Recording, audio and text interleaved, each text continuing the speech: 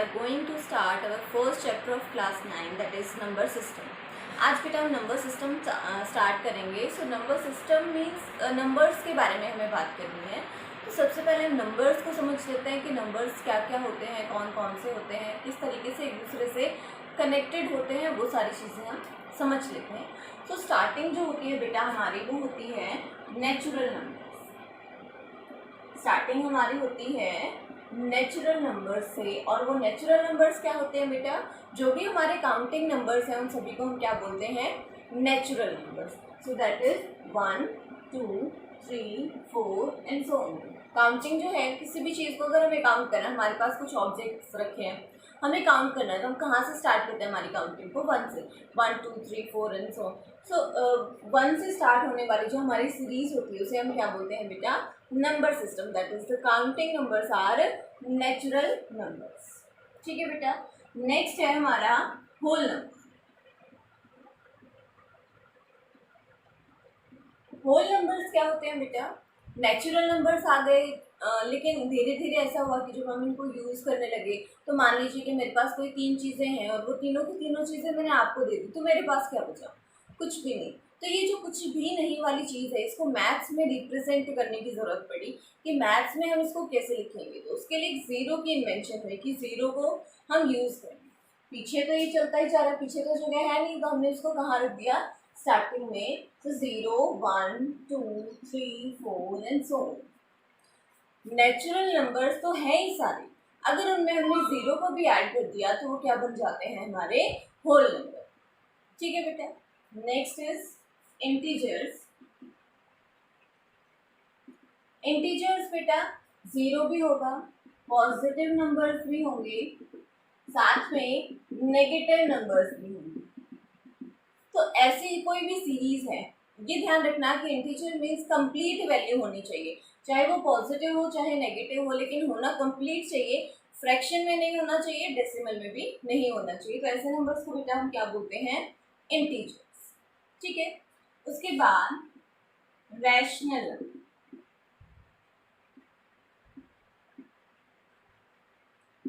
Rational numbers बेटा कौन सी चीज है, रैशनल नंबर मीन्स कि ऐसा कोई भी नंबर जिसको हम p अपॉन q की फॉर्म में एक्सप्रेस कर सकते हैं, which can be expressed in the form of p upon q and q is not equal to 0 where p and q are both integers. Rational number क्या होगा बेटा, कोई भी ऐसा नंबर जिसको हमने p अपॉन q की फॉर्म में लिखा है.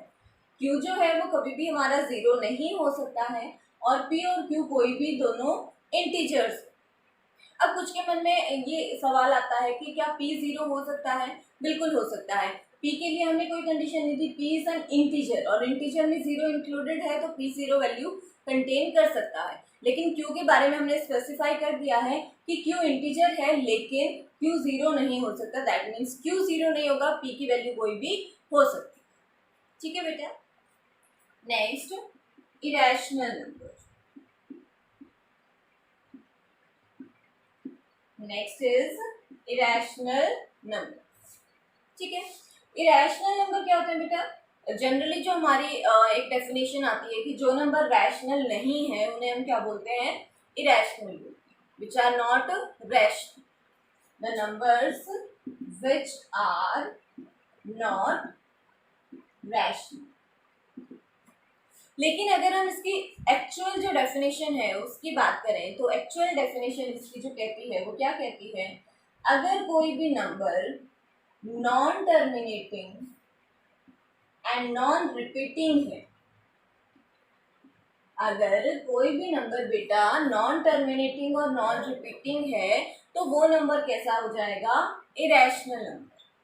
इसका मतलब क्या है, नॉन टर्मिनेटिंग नॉन रिपीटिंग मतलब बेटा, नॉन टर्मिनेटिंग टर्मिनेट वर्ड से बना है. टर्मिनेट मीन्स कि कोई भी चीज़ है वो एक टाइम पे जाके खत्म हो जाती है, स्टॉप हो जाती है, टर्मिनेट हो जाती है. सो टर्मिनेटिंग मतलब कोई चीज़ खत्म हो रही है, नॉन टर्मिनेटिंग मतलब वो खत्म नहीं हो रही है. मीन्स डेसिमल में अगर हमने कोई भी एक चीज़ ऐसे लिखी,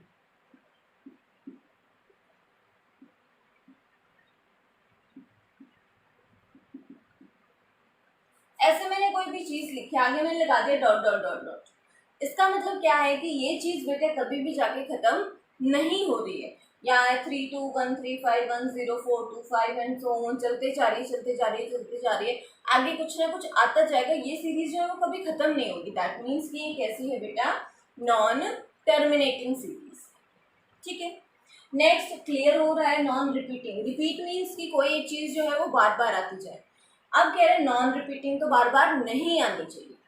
तो ऐसी कोई भी सीरीज या कोई भी एक ऐसा डेसिमल एक्सपेंशन जो नॉन टर्मिनेटिंग है, जो कभी ख़त्म नहीं हो रहा है और जो रिपीट भी नहीं हो रहा है, ऐसे टर्म्स को हम क्या बोलते हैं बेटा, इरेशनल नंबर। जैसे हमने लिया 2.01001001001 एंड सो। अब देखिए बेटा, आगे मैंने डेसिमल में है, आगे डॉट डॉट लगा दिया। दैट मीन्स ये सीरीज कभी खत्म नहीं हो रही है, खत्म नहीं हो रही है। उसके साथ साथ देखिए बेटा कुछ रिपीट भी नहीं हो रहा है। अब कुछ को लग रहा होगा मैम 0 1 ही तो आ रहा है बार बार, 0 1 फिर 0 फिर 1 फिर 0 फिर 1, लेकिन बेटा देखिए एक पैटर्न है। यहाँ पे 1 0 है, यहाँ पे 2 है, यहाँ पे 3 है, यहाँ पे 4 है। हम पर्टिकुलर तो नहीं बता सकते कि ये वाली चीज़ रिपीट हो रही है। हाँ, डिजिट्स के माने तो हम कह सकते हैं कि 0 और 1 ही आ रहे हैं बार बार, लेकिन एग्जैक्ट कोई वैल्यू नहीं है। रिपीटिशन मीन्स कि जैसे आ जाए हमारे पास 5.23 23 23 23 एंड सो। तो रिपीट हो रहा है, क्या चीज़ रिपीट हो रही है, 2 3, बार बार यही आ रहा है 2 3 2 3 2 3 2 3। तो ये सीरीज कैसी है बेटा, रिपीटिंग सीरीज। कैसी सीरीज है बेटा, ये रिपीटिंग सीरीज है। और ये कैसी है, नॉन रिपीटिंग है। एग्जैक्ट कोई वैल्यू नहीं है जो बार बार रिपीट हो रही है। ठीक है, सो ऐसे किसी भी वैल्यू को हम क्या बोलते हैं, इरेशनल नंबर। तो ये तो डेसिमल की बात हो गई। जनरली जो टर्म्स है वो हमेशा डेसिमल में हो ऐसा ज़रूरी तो नहीं है। तो जो भी बेटा रूट में टर्म्स होती हैं, जैसे √2, √3, √5, √6, √7, √8 एंड सो ऑन, ये सारी जो रूट वाली टर्म्स है बेटा, ये कैसी होती हैं, इरेशनल। अब देखिए आपने ध्यान दिया हो, मैंने यहाँ पे √4 नहीं लिखा, √9 नहीं लिखा। क्यों नहीं लिखा, √1 नहीं लिखा? क्योंकि बेटा √1 का रूट हमें पता है कि क्या होता है। 1 का रूट क्या हो जाता है, 1। सेम ऐसे ही 4 का रूट भी हमें पता है, √4। 4 किसका स्क्वायर होता है, 2 का, तो 4 का रूट क्या हो जाएगा, 2। तो ये चीज़ डेसिमल में गई ही नहीं, डेसिमल में नहीं गई, कंप्लीट आंसर हमें मिल गया। कोई डेसिमल नहीं है, बिल्कुल कंप्लीट एकदम परफेक्ट आंसर हमें मिल गया। तो हमें आगे कुछ करने की जरूरत ही नहीं है। तो ये जो नंबर है बेटा वो कैसा आ जाता है, हमारा रैशनल नंबर आ जाता है। ऐसे ही √9 है, √9 मीन्स 3 भी एक कंप्लीट वैल्यू है अपने आप में, तो ये भी नंबर कैसा आ जाता है बेटा, रैशनल। तो स्क्वायर रूट के अंदर अगर नॉन परफेक्ट स्क्वायर नंबर है, परफेक्ट स्क्वायर नंबर नहीं है, तो वो क्या हो जाएगा बेटा, इरेशनल। और अगर परफेक्ट स्क्वायर नंबर है तो वो कैसा हो जाएगा, रैशनल। ठीक है बेटा, लास्ट में आता है रियल नंबर। तो रैशनल और इरेशनल दोनों का जो कॉम्बिनेशन होता है, मतलब इसकी टर्म्स को भी और इसकी टर्म्स को भी मिला के अगर एक जगह पे लिख दिया जाए तो वो क्या बन जाते हैं बेटा, हमारे रियल नंबर्स। और अभी तक का हमारा जो इस हमारे स्टैंडर्ड तक का जो सबसे बड़ा सेट है वो हम कौन सा पढ़ते हैं, रियल नंबर्स का सेट। ठीक है बेटा, यहाँ तक। अब देखिए बेटा, कुछ सिस्टमेटिक वे में हमारे कुछ नंबर्स को और डिवाइड किया गया है। जैसे for example first is even number. Even number की बेटा हमें डेफिनेशन पता होती है। इवन नंबर क्या होते हैं, ऐसा कोई भी नंबर जो 2 का मल्टीपल हो, 2 की टेबल में आता है, 2 से डिवाइड हो जाता है, या हम कहें 2 उसका फैक्टर है, तो उन सबको हम क्या बोलते हैं, even. 2 4 6 8 and so on, and 0 is also an even. ठीक है बेटा, नेक्स्ट आ जाता है हमारा odd number. Next is odd number, that is 1 3 5 7 9 and so on. ठीक है बेटा, यहाँ तक। Next is prime number.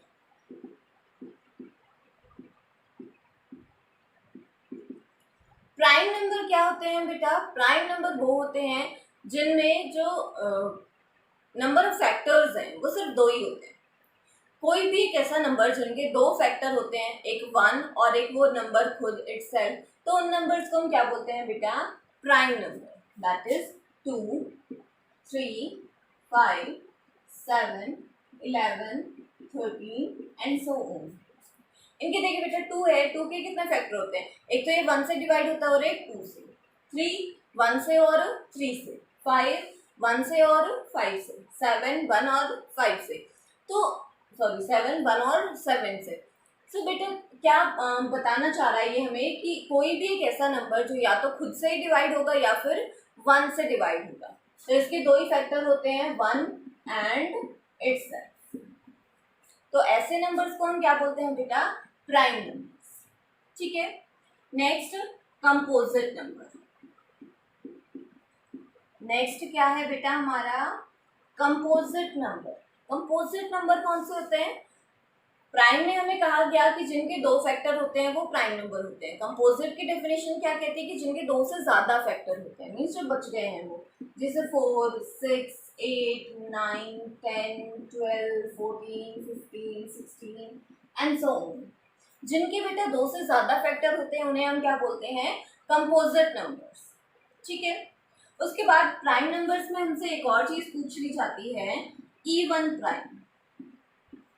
Even prime number बताओ। तो बेटा इवन प्राइम नंबर सिर्फ एक ही होता है, दैट इज 2। इसके अलावा कोई भी इवन नंबर जो है वो प्राइम नहीं होता है, क्योंकि उसका 2 भी एक फैक्टर बन जाता है।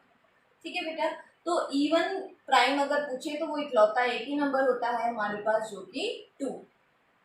ठीक है, इसके अलावा आता है को प्राइम। को प्राइम नंबर्स क्या होते हैं? को प्राइम नंबर्स कौन से होते हैं बेटा? सबसे पहली चीज तो को प्राइम मतलब दो नंबर्स की बात कर रहा है, कुछ उनमें कॉमन लेने की बात कर रहा है। दो नंबर्स का पेयर, मान लीजिए हमने कोई भी नंबर ले लिया ए और बी, तो ये पेयर को प्राइम कब होगा? जब बेटा इनके बीच का जो HCF में HCF of a and b is 1। Highest common factor जो है बेटा वो कितना आ जाए? इनका 1 आ जाए, तो हम क्या बोलेंगे? दोनों नंबर्स कैसे हैं? को प्राइम। मीन्स इन दोनों में जब कॉमन लेने की बात आए तो हम इनमें कुछ भी कॉमन नहीं ले सकते, तो ये नंबर हो जाते हैं को प्राइम। फॉर एग्जाम्पल 2 3, ठीक है, 8 9 या 4 5 एंड सो। ठीक है बेटा, तो ऐसे जितने भी पेयर्स हैं जिनमें हम कुछ कॉमन नहीं निकाल सकते वो पेयर्स कैसे हो जाते हैं बेटा? को prime. Next is twin prime. Next क्या है बेटा? Twin prime.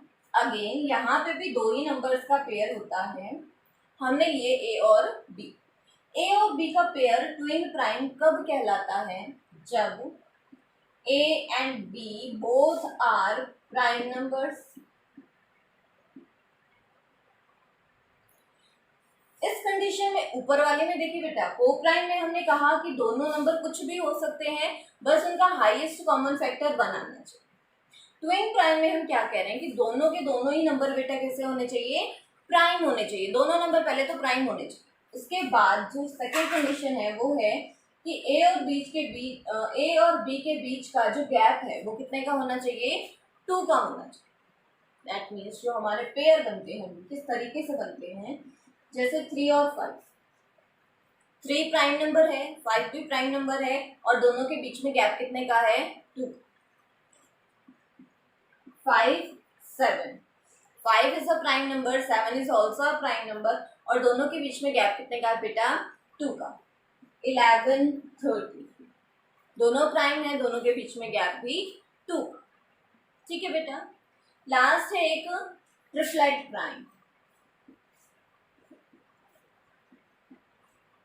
ट्रिपलेट प्राइम क्या होता है बेटा? ट्रिपलेट नाम से क्लियर हो रहा है, यहाँ पे ट्विन था मतलब दो चीजों की बात हम कर रहे हैं, ट्रिपलेट मतलब 3 चीजों की हम बात कर रहे हैं। तो 3 नंबर्स का कोई भी एक पेयर जो तीनों ही प्राइम होने चाहिए और उनके कंसेक्यूटिव के बीच में जो गैप है वो 2 का होना चाहिए। तो ऐसा बेटा एक ही पेयर एग्जिस्ट करता है 3 5 7। तीनों के तीनों नंबर बेटा प्राइम है और तीनों में जो कंसेक्यूटिव गैप है वो 2 का है। 3 और 5 में 2 का गैप है, 5 7 में भी 2 का गैप है। इस पेयर के अलावा कोई भी पेयर एग्जिस्ट नहीं करता जो ट्रिपलेट प्राइम है। अगर आपको डाउट है तो आप ट्राई करके देख सकते हो, और अगर आपको कोई पेयर मिल जाए तो मुझे ज़रूर बताना। अदरवाइज तो एक ही पेयर एग्जिस्ट करता है 3, 5 और 7, जिसको हम ट्रिपलेट प्राइम का नाम देते हैं। तो ये थे बेटा हमारे कुछ नंबर्स जो हमें बहुत ज़्यादा काम आते हैं, 9th में भी 10th में भी। हमेशा ये चीज़ें हमें होती बहुत ही छोटी छोटी हैं, बारीक बारीक चीज़ें हैं, लेकिन कई बार यही चीज़ें हमें बहुत ही ज़्यादा कंफ्यूज कर देती है और हमारे क्वेश्चन को कुछ का कुछ ही बना देती है। तो इनको एक बार थ्रू आउट हो जाना, ताकि आपको कभी कोई डाउट ना आए। स्टार्ट करते हैं बेटा हमारी एक्सरसाइज को, जिसका फर्स्ट क्वेश्चन हमसे पूछ रहा है, is zero a rational number, कि क्या जीरो रैशनल नंबर है। तो डेफिनेशन के टाइम पे ही मैंने आपको बताया था कि बिल्कुल p की वैल्यू जीरो हो सकती है। तो अगर हम जीरो को लिखना चाहें तो हम जीरो को 0.1 लिख सकते हैं, 0.2 लिख सकते हैं, 0.3 लिख सकते हैं, 0.4 लिख सकते हैं, कुछ भी लिख सकते हैं, बिकॉज 0 समथिंग मीन्स जीरो। तो ये क्या है, p अपॉन क्यू की फॉर्म में है, p की वैल्यू जीरो है, बिल्कुल पॉसिबल है। So zero is a rational number और इसमें कोई डाउट नहीं। ठीक है बेटा, सेकेंड क्वेश्चन आता है हमारा, find 6 rational numbers between 3 and 4। 6 rational numbers between 3 and 4, 3 और 4 के बीच। बहुत इजी है बेटा। सबसे पहले तो ये देखो ये कितना है, कितनी टर्म्स हमें फाइंड आउट करनी है, कितनी करनी है, 6। So n is equal to 6, n की वैल्यू 6 है। ठीक है, अब देखिए बेटा n प्लस वन क्या हो जाएगा, 6 + 1 दैट मीन्स 7। n प्लस 1 कितना हो गया हमारा, 7। अब देखिए बेटा जो दो नंबर थे 3 and 4 वो हमने ले लिए, जो n प्लस 1 का नंबर आया है उसी से मल्टीप्लाई करना है, उसी से ही डिवाइड करना है। तो 7 ऊपर 7 नीचे, यहाँ पे भी 7 से मल्टीप्लाई, 7 से डिवाइड, क्या जाता है, 3 7 जा 21/7, 4 7 जा 28/7। हेंस, जल्दी आ गए, हेंस पे 21 है, नीचे की चीज देखो सेम है, यहाँ पे भी 7 है, यहाँ पे भी 7, ठीक है।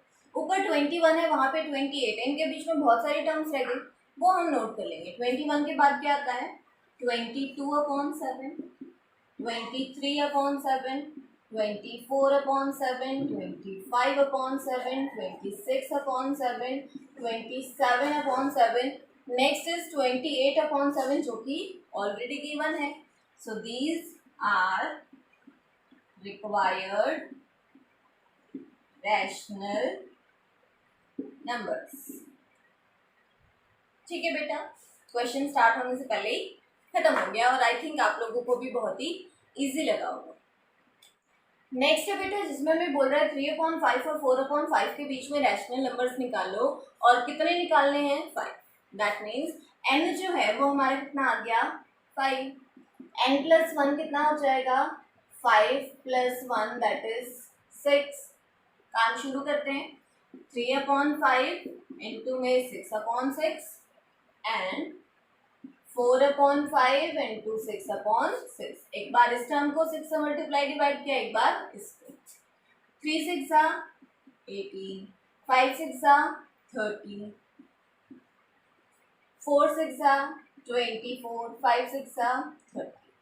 डिनोमिनेटर सेम आ गया, आंसर भी हाई जाएगा। हेंस 18 के बाद क्या आता है, 19।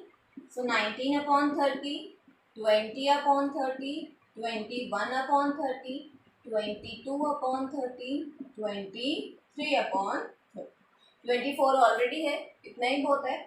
Are required numbers. ठीक है बेटा, काउंट भी आप कर सकते हो, 1 2 3 4 5, 5 पूछे थे, 5 ही रैशनल नंबर्स हमने फाइंड आउट कर दिए।